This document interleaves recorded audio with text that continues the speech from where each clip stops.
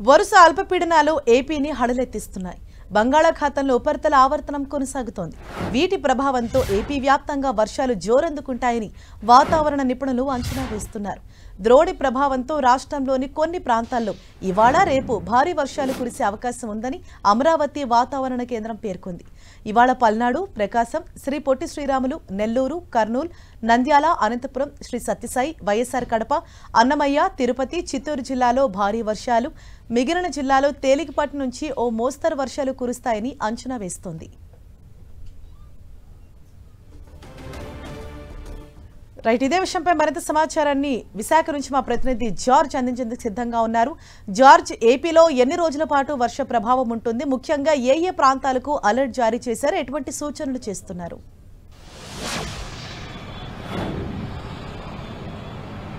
రుతుపవనాలు మందగించడంతో క్రమంగా ఉష్ణోగ్రతలు పెరిగి రాష్ట్ర వ్యాప్తంగా కూడా వేసవిని తలపిస్తున్న సమయంలో వాతావరణ శాఖ చల్లటి కబురు చెప్పింది. ఈ నెల 13న అల్పపీడనం ఏర్పడేందుకు అవకాశం ఎక్కువగా ఉన్నట్లు వాతావరణ శాఖ అంచనా వేస్తూ ఉంది. ఈ నెల 13 తర్వాత రుతుపవనాలు సైతం కూడా చురుగ్గా కదిలితో దానికి సముద్ర మట్టాలు సైతం కూడా ఇప్పటికే సముద్ర మట్టాల్లో ఉష్ణోగ్రతలు సైతం కూడా పెరుగుతూ ఉన్న నేపథ్యంలో వరుసగా అల్పపీడనాలు ఏర్పడేందుకు అవకాశం ఉందని భారత వాతావరణ శాఖ తెలిపింది. ఈ వరుస అల్పపీడనాలు కొన్ని వాయుగుండంగాను మరికొన్ని బలపడి తుఫాన్లుగా కూడా మారే అవకాశం ఉన్నట్లు వాతావరణ శాఖ అంచనా వేస్తూ ఉంది. సాధారణంగా చూసుకున్నట్లయితే గనక సెప్టెంబర్ చివరి వారం నుంచి కూడా ఏదైతే తుఫాన్లు సీజన్ అనేది ప్రారంభమవుతుంది. ఆ సీజన్ నుంచి ఏదైతే సెప్టెంబర్ నుంచి ఇటు డిసెంబర్ వరకు కూడా తుఫాన్ల సీజన్లుగా మనం చెప్పుకోవచ్చు. ఆ సమయంలో ఎక్కువగా తుఫాన్లు అనేవి ఏర్పడుతూ ఉంటాయి. ఈ నేపథ్యంలోనే ఈ వరుస అల్పపీడనాలు సైతం కూడా రాష్ట్రంలోనే ప్రభావం చూపే అవకాశం ఉందని వాతావరణ శాఖ అంచనా వేస్తూ ఉంది. ఈ నెల 13న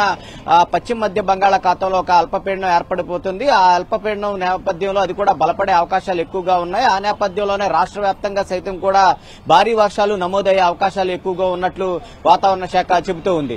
అయితే ప్రస్తుతం బంగాళాఖాతంలో ఉపరితల ఆవర్తనం కొనసాగుతూ ఉంది. ఈ నేపథ్యంలోనే రాయలసీమ ప్రాంతాల్లో 1-2 చోట్ల భారీ వర్షాలు, మిగిలిన చోట్ల మోస్తరు వర్షాలు అనేవి కురిసే అవకాశం ఉన్నట్లు వాతావరణ శాఖ చెబుతూ ఉంది. ఈ నేపథ్యంలోనే ఈ వారం రోజుల్లో చూసుకున్నట్లయితే కనుక వరుస అల్పపీడనాలు ఏర్పడడంతో భారీ వర్షాలు నమోదవుతాయని వాతావరణ శాఖ చెబుతూ ఉన్న నేపథ్యంలో రైతులు సైతం కూడా ఆనందాన్ని వ్యక్తం చేస్తూ ఉన్నారు. ఎందుకంటే రుతుపవనాలు అనుకున్న సమయానికి ముందుగానే వచ్చినప్పటికీ కూడా ఆశించిన స్థాయిలో వర్షాలు అనేవి కురవలేదు. అడపాదడపగా అల్పపీడనాలు ఏర్పడినప్పుడు 1-2 రోజులు లేదంటే ఒక 3 రోజుల వరకు మాత్రమే వర్షాలు కురిశాయి. అది కూడా ఒక్కొక్క ప్రాంతానికి పరిమితం అయ్యాయి. కాబట్టి చాలా వరకు కూడా చూసుకున్నట్లయితే కనుక రాష్ట్ర వ్యాప్తంగా చూసుకున్నట్లయితే 25% తక్కువగానే వర్షపాతం అనేది నమోదైంది. ఈ వర్ష అల్పపీడనాలు ఏర్పడుతూ ఉన్న నేపథ్యంలో ఆ లోటును కూడా భర్తీ అయ్యే అవకాశం ఉంది. కాబట్టి రాష్ట్ర వ్యాప్తంగా భారీ వర్షాలు అయితే కురిసే అవకాశం అయితే ఎక్కువగా కనిపిస్తున్నట్లు వాతావరణ శాఖ అంచనా వేస్తూ ఉంది. ఇప్పటికే చూసుకున్నట్లయితే కనుక ఒక రాయలసీమలో మినహాయించి మిగిలిన అన్ని ప్రాంతాల్లో సైతం కూడా